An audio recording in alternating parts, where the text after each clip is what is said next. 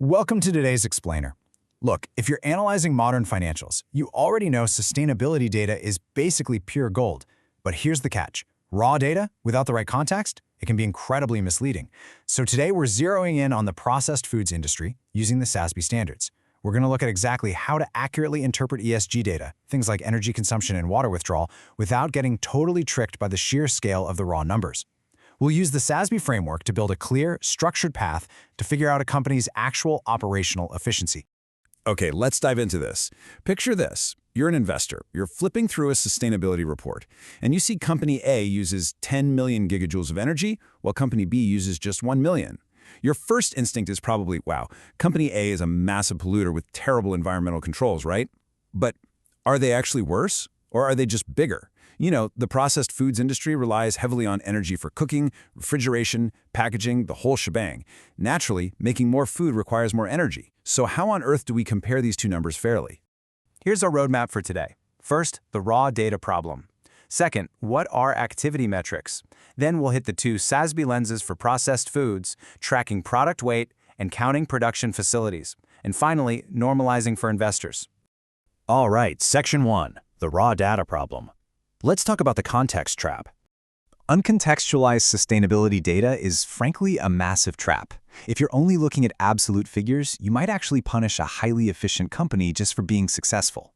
Think about it like this. On one hand, you've got a massive global food conglomerate churning out millions of frozen meals. On the other, a small regional producer making, artisanal jam. Naturally, the global giant is going to use vastly more energy and water. But does a massive absolute footprint mean they're less efficient? I mean, if they produce 10,000 times more food but only use 1,000 times the energy, they are actually winning the efficiency game. Raw data alone just completely hides this reality. Moving on to Section 2, what are activity metrics? What are they, and how do they give us actionable focus? If raw ESG data is blurry, activity metrics are basically the corrective lens.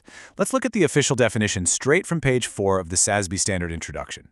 It states that activity metrics quantify the scale of specific activities or operations by an entity and are intended for use in conjunction with metrics to normalize data and facilitate comparison. To put that into perspective, think of it like this. The raw sustainability data, the gigajoules of energy, the cubic meters of water, that's your numerator. The activity metric is your denominator, and without the denominator, well, you only have half the math problem. Now, what's really interesting about this slide is that for the processed foods industry, SASB has managed to distill the infinite complexity of food processing down to two highly specific, universal activity metrics: weight of products sold and number of production facilities. And these aren't just random suggestions. They're the authoritative baselines required to make fair, apples-to-apples comparisons right across the sector. So let's break those down. Section 3, tracking product weight. The first required activity metric is the weight of products sold, and that's measured in metric tons. Now, why is tracking weight so important? Well, because in the processed foods industry, whether you're baking bread, freezing dinners, or mixing pet food, mass is the great equalizer. It's the truest representation of a company's physical output. So the absolute crucial point here is that when an entity reports its total energy consumed, or say, total weight of packaging, an analyst can take that raw number and divide it by the total metric tons of products sold. This reveals the true intensity of the footprint. It tells you exactly how much energy or plastic it takes to put one single metric ton of food onto a retailer's shelf. Next up, Section 4, counting production facilities. The second activity metric is, simply put, the raw number of operational production facilities. While weight gives you a great sense of output volume, counting the actual facilities gives investors critical insight into the physical footprint and the distributed impact of the business model. For example, a company operating 50 small, decentralized facilities is going to have a vastly different water withdrawal profile and risk exposure compared to a company operating just 3 massive megafactories.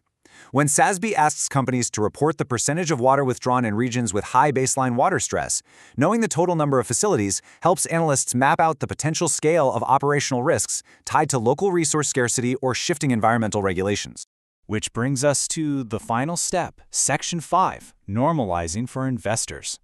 Let's see how we unlock reality here. And this brilliantly illustrates the math in action. Over on the left, in column 1, you've got your numerator, the raw data, like total water withdrawn in thousands of cubic meters.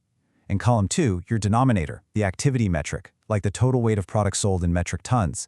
Divide the two, and boom, you get column 3, true water intensity.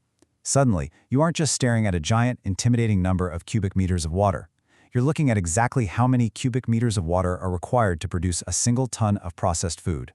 This simple little formula is what unlocks the reality of the situation. For investors and financial analysts, applying these SASB activity metrics provides 3 absolutely profound benefits to your workflow. First, it facilitates fair comparison. You can now confidently place that massive global conglomerate right next to the small regional producer and accurately compare how they perform. Second, it reveals true operational efficiency. It highlights which management teams are actually out there innovating in energy reduction and packaging life cycles, rather than just inadvertently praising companies simply because they happen to be smaller. And third, it mitigates scale bias. It ensures you don't accidentally divest from a highly efficient company just because their massive success naturally demands a larger absolute volume of resources. So I want to leave you with this question to chew on. When you look at a company's footprint moving forward, are you just seeing their size, or are you actually seeing their strategy? Because raw data, it only shows you how big a company is, but normalized data, unlocked by these activity metrics, reveals exactly how smart they are. By utilizing the SASB guidelines for product weight and facility counts, you completely empower yourself to look right past the illusion of scale and uncover the true sustainability of the business. Thanks for joining me on this explainer, and always keep looking for the context behind the numbers.